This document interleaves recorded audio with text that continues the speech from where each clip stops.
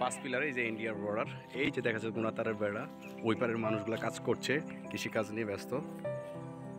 এই যে পিলার, বুড়িচংয়ের 6 গ্রামের পাশে যে এটা পাঁচ পিলার, জামতলাতে আমরা আসছি। অনেক সুন্দর একটা ভিউ বন্ধু, অসাধারণ। বুড়িচংয়ের এই সুন্দর শস্য শ্যামলা এই মাঠটি গরুচারণ মাঠ, গোচরণ মাঠ। এই সে বাংলাদেশের অংশ,